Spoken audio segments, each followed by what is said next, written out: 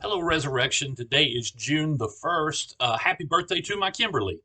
Uh, our youth group is getting ready to go on their mission trip for their summer. They're headed up to Kenosha, Wisconsin. They'll be working in some food banks and homeless shelters and things like that. It's a service trip, and they have spent an entire year talking about service, talking about doing for the church. Now, I want to brag on our youth group a little bit.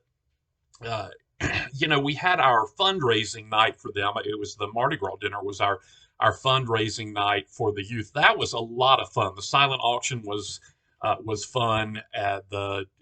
Getting together to eat was fun. We had a good time.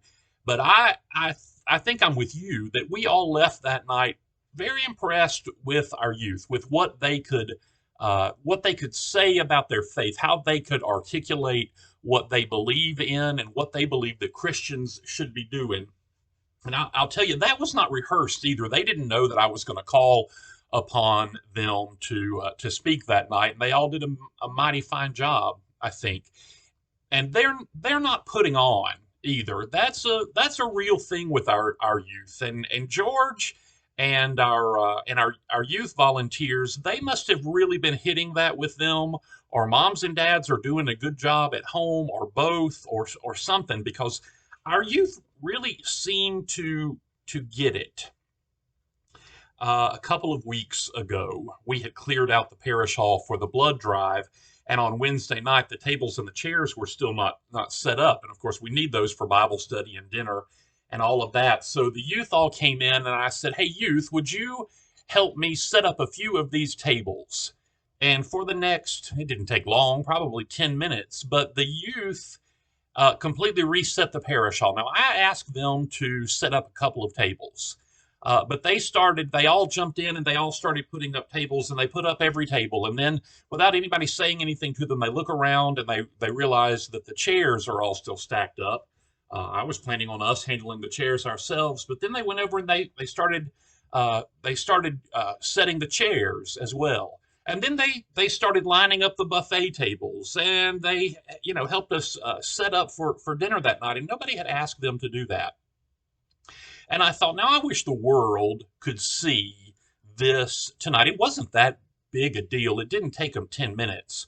But, so many people say, what's going to happen to the church when this generation moves on to glory? What is going to happen? Who's going to give to the church? Who's going to work for the church? And I think my answer is the ones that we're teaching to do that are going to give to the church. And the ones we're teaching to do that are going to work for the church. Now, this Sunday is our Pentecost picnic, and we'll have all of the sign up sheets up so that we can sign up for Jesus.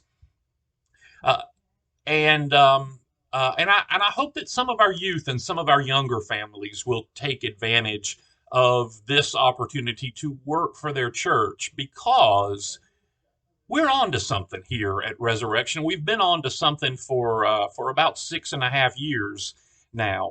But one of the most beautiful things that I see is I think we're teaching the generation to come what it will be like in the church when this generation that has held us together through thick and thin, when they move on.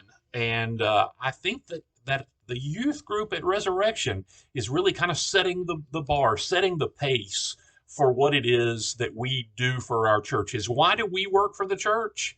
Because there's nobody else to do it. Why do we give to the church? Because there's no one else to do it. Why do we do all of these things for the church? Because we're the ones that Jesus sent to do that. And why is it important to us that these things get done in the church, that the church continues on? Because Jesus gave the church to us, and he said, take care of it, and I'll be back soon to get you. That was the theme of the sermon on Sunday, that Jesus ascended into heaven. He looked at his friends and he said, I love you. I bless you. I give you the job you're supposed to do, and I'll be back soon to get you. So that's what we'll do until he comes again. We will pray, we will work, we will give, and before too very long at all, he will be back soon to get us. I will see you this Sunday. There's no early service this Sunday. We always do that on Pentecost, so we can all come together and eat lunch together. Our big potluck lunch on Pentecost. It'll be a great time. The ladies have been working to get the parish hall ready. It looks great. I'm looking forward to it. I've got a little something fun planned for us to do about 2 minutes, and I think we'll have a good time. I love you, and I'll see you then.